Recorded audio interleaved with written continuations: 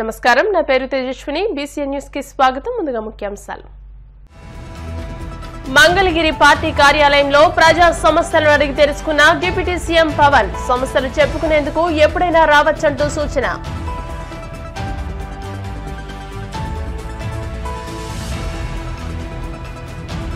కూటమి అధికారంలోకి వచ్చిన తర్వాత విధ్వంసం మొదలైందన్న మాజీ మంత్రి కాకాని గోవర్ధన్ రెడ్డి వైసీపీ నేతలపై దాడులు చేస్తూ వేధిస్తున్నారని ఆరోపణ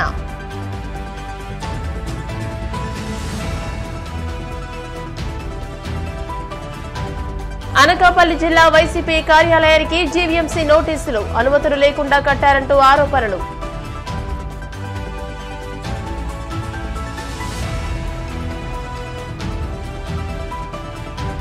గత ప్రభుత్వం కేసులతో వేధించింది ఆదుకోవాలంటూ హోంమంత్రి అనిత కాన్వాయ్ ఆపి విజ్ఞప్తి చేసిన మత్స్యకారులు రాష్ట్ర ఉప ముఖ్యమంత్రి పవన్ కళ్యాణ్ మధ్యాహ్నం అసెంబ్లీ నుంచి తిరిగి మంగళగిరి పార్టీ కేంద్ర కార్యాలయానికి వెళ్లారు.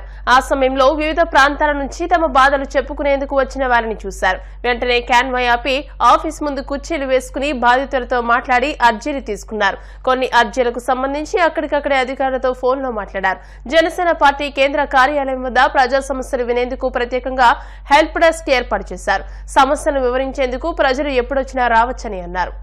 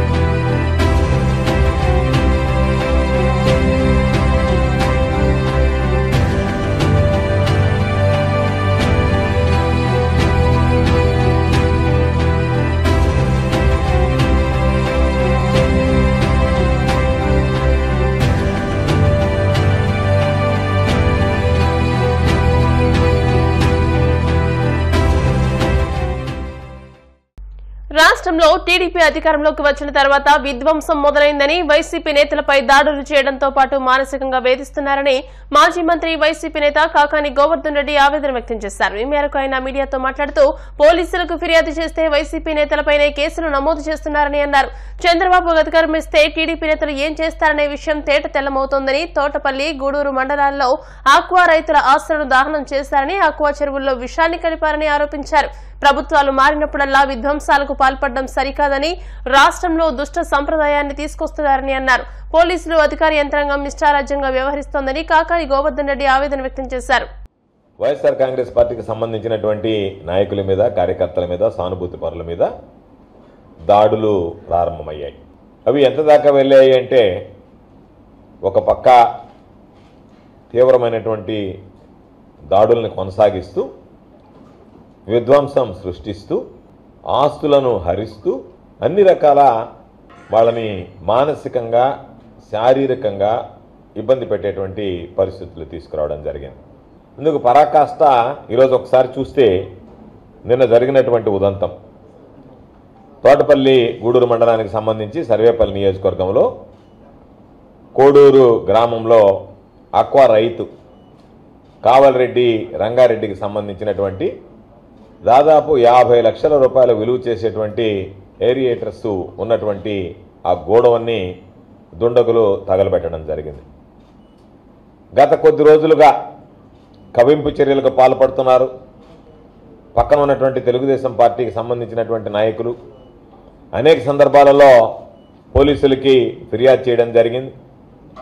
పోలీసులకు ఫిర్యాదు చేస్తే పోలీసులు తిరిగి తెలుగుదేశం పార్టీ వాళ్ళు, వైఎస్ఆర్ కాంగ్రెస్ పార్టీ వాళ్ళ మీద దాడి చేస్తే వెళ్ళి పోలీస్ స్టేషన్కి వెళితే, అయ్యా మా మీద దాడి జరిగింది అని దాడి చేయించుకున్నటువంటి వ్యక్తుల్ని, గాయపడినటువంటి వ్యక్తుల్ని, బాధితుల్ని పోలీస్ స్టేషన్లో ఉంచి వాళ్ళని పిలిపించి వాళ్ళ దగ్గర ఫిర్యాదు తీసుకుని వాళ్ళ మీద హత్యా ప్రయత్నం కేసులు నమోదు చేసేటువంటి పరిస్థితికి ఈరోజు ఈ ప్రభుత్వం సిద్ధపడిందనేటువంటిది మనందరం ఈరోజు గుర్తించాల్సినటువంటి పరిస్థితి. ఈరోజు రైతులకు సంబంధించి దారుణంగా ఆస్తులని తగులబెట్టి వాళ్ళని ఆర్థికంగా నష్టపరవాలనేటువంటి ఆలోచన, దీనితో పాటు ప్రైవేట్ ఆస్తులతో పాటు ఈరోజు ప్రభుత్వ ఆస్తులకు కూడా ఎక్కడ భద్రత లేకుండా పోయింది. అక్కడే ఉన్నటువంటి పంచాయతీకి సంబంధించినటువంటి ట్రాక్టర్ కూడా, కోడూరు గ్రామ పంచాయతీకి సంబంధించినటువంటి ట్రాక్టర్ కూడా తగలబడ్డం జరిగింది. ఈరోజు ఒక పక్క అక్వా రైతులకు సంబంధించినటువంటి వాళ్ళ ఆస్తులను తగలబెట్టడం, దానితో పాటు అక్వా పంట సాగు చేసుకునేటువంటి రైతుల పొలాల్లోకి వెళ్ళి విషం కలపడం, ఇటువంటి సంస్కృతిని ఎన్నడూ ఎక్కడ చూసినటువంటి పరిస్థితి లేదు. వ్యక్తులను గాయపరచడం, వాళ్ళ ఆస్తులను విధ్వంసం చేయడం, వాటిని తగులబెట్టడం, పొలాల్లోకి వెళ్ళి చేలల్లో విషం కలపడం, పంటల్లో విషం కలపడం, నీళ్లలో అక్వా కుంటలకు సంబంధించి. ఈరోజు ఒకసారి చూస్తే దానితో పాటు కట్టేపల్లికి సంబంధించినటువంటి వెంకటేశ్వర్లకు సంబంధించినటువంటి ఈ బ్రిక్కి సంబంధించినటువంటిది, దీనికి సంబంధించి ప్రభుత్వం ఈరోజు ఇది ప్రభుత్వ స్థలం అని చెప్పి కొంతమంది ప్రైవేటు వ్యక్తులు వెళ్ళి దాన్ని తొలగించడం జరిగింది. ఈ ప్రైవేటు వ్యక్తులకి ఒక వ్యక్తికి సంబంధించినటువంటి ఆస్తిని తొలగించేటువంటి హక్కు ఎవరిచ్చారు? ఇది ఎంత దారుణమైనటువంటి పరిస్థితి అంటే, పాపం చంద్రబాబు నాయుడు గారు చెప్తుంటారు కేస్ స్టడీ అంటుంటాడు మాట్లాడితే ప్రతిదానికి. ఇది చంద్రబాబు నాయుడు చేయాల్సినటువంటి కేస్ స్టడీ ఏంటంటే, మీకు అధికారం ఇస్తే మీ వాళ్ళు క్షేత్రస్థాయిలో ఎటువంటి పనులకు పాల్పడుతున్నారనేటువంటి దానికి ఇది ఒక కేస్ స్టడీ. దీనిలో అన్ని రకాలైనటువంటి అనుమతులు ఉన్నాయి. ప్రభుత్వం దానికి సంబంధించినటువంటి పట్టా ఉంది, పొజిషన్ సర్టిఫికేట్ ఇచ్చారు. దానిలో అనేక సంవత్సరాలుగా ఎవరికి ఇబ్బంది లేకుండా ఇటుకల తయారీ పరిశ్రమని నెలకొల్పుకొని కుటీర పరిశ్రమని 10 మందికి ఉపాధి కల్పించేటువంటి పరిస్థితి. అటువంటి వ్యక్తి వైఎస్ఆర్ కాంగ్రెస్ పార్టీ నాయకుడు, సానుభూతిపరుడని నేరుగా అధికారులతో సంబంధం లేకుండా ప్రైవేటు వ్యక్తులు వెళ్ళి దీన్ని కూలగొట్టడం జరిగింది. నేరుగా వాళ్లే మిషన్లు తీసుకువెళ్ళి, ప్రైవేటు వ్యక్తులే నేరుగా వెళ్ళి మిషన్లు తీసుకువెళ్ళి దీనిని కూలగొట్టడం జరిగింది. కూలగొడితే దానికి సంబంధించి ఎందుకు కూలగొట్టారో అని అడిగితే అధికారుల చేత ఫిర్యాదు చేయించారు. అధికారులను తీసుకొచ్చి బలవంతంగా వీళ్ళు ఈ విధంగా ప్రభుత్వ స్థలాన్ని ఆక్రమించుకున్నారని చెప్పని దాని మీద ఫిర్యాదు చేయించారు. అంటే ప్రభుత్వం బాధ్యత తీసుకోవాలి. ఏదన్నా ఉంటే ఆ అక్రమ కట్టడాలను తొలగించాల్సినటువంటి బాధ్యత ప్రభుత్వాల మీద ఉంటుంది. ప్రభుత్వం వైఎస్ఆర్ కాంగ్రెస్ పార్టీకి సంబంధించినటువంటి వ్యక్తి అని చెప్పి ప్రభుత్వంతో సంబంధం లేకుండా ప్రైవేటు వ్యక్తులు నేరుగా వెళ్ళి ఇటువంటి విధ్వంసాలకు పాల్పడడం ప్రారంభమైతే రేపు అధికారాలు మార్చినప్పుడల్లా, ప్రభుత్వాలు మారినప్పుడల్లా ఎవరి ఆస్తులకి రక్షణ ఉండదు. ఆంధ్రప్రదేశ్ రాష్ట్ర భవిష్యత్ తరాల కోసం పనిచేసిన ఎన్ఆర్ఐలకు రాష్ట్ర జలవనరుల అభివృద్ది శాఖ మంత్రి డాక్టర్ నిమ్మల రామానాయుడు కృతజ్ఞతలు తెలియజేశారు. రాష్ట్ర భవిష్యత్ కోసం ఎన్డీఏ కూటమికి పెద్ద ఎత్తున అండగా నిలిచారంటూ కొనియాడారు. ఈ విజయానికి తన వంతుగా ఎన్ఆర్ఐలు పనిచేశారని అన్నారు. ఈ మేరకు ఆస్ట్రేలియా రాజధాని కాన్బెర్రాలో విజయోత్సవం జరుపుకుంటున్న ఎన్ఆర్ఐ, టీడీపీ, జనసేన, బీజేపీ నాయకులకు ధన్యవాదాలు తెలియజేశారు.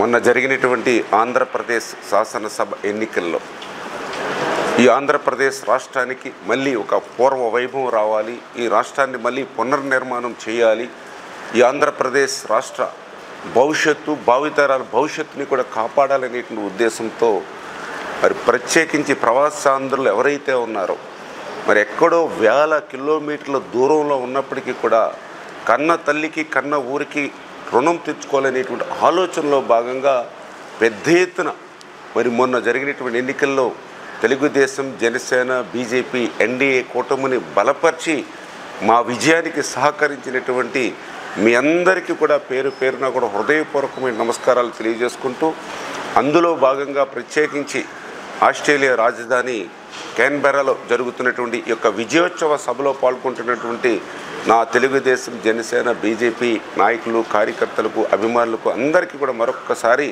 నా శుభాభినందనలు మీ అందరికీ కూడా తెలియజేసుకుంటాను.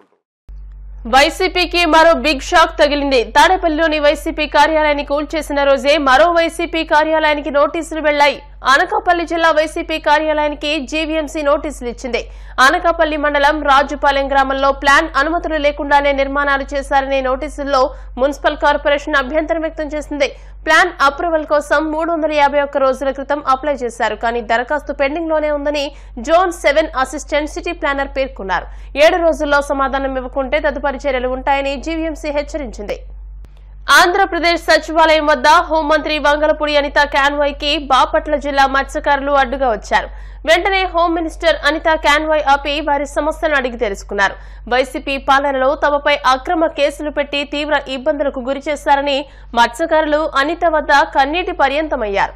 వేటపాలెం మండలం రామాపురం గ్రామంలో 2 కుటుంబాల మధ్య జరిగిన గొడవను గ్రామ సమస్యగా మార్చి గ్రామస్తులపై అక్రమంగా కేసులు పెట్టారని అనితకి గ్రామ మత్స్యకారులు ఫిర్యాదు చేశారు. వెంటనే హోంమంత్రి బాపట్ల జిల్లా ఎస్పీతో ఫోన్లో మాట్లాడారు. వైసీపీ ప్రభుత్వంలో రామాపురం మత్స్యకారులపై పెట్టిన అక్రమ కేసులు వెంటనే పరిష్కరించాలని ఫోన్లో ఆదేశాలిచ్చారు. ఈ నేపథ్యంలో హోం మినిస్టర్ అనితకి రామాపురం గ్రామస్తులు ధన్యవాదాలు తెలియజేశారు. ఇప్పుడు కాసేపు ప్రకటనలు.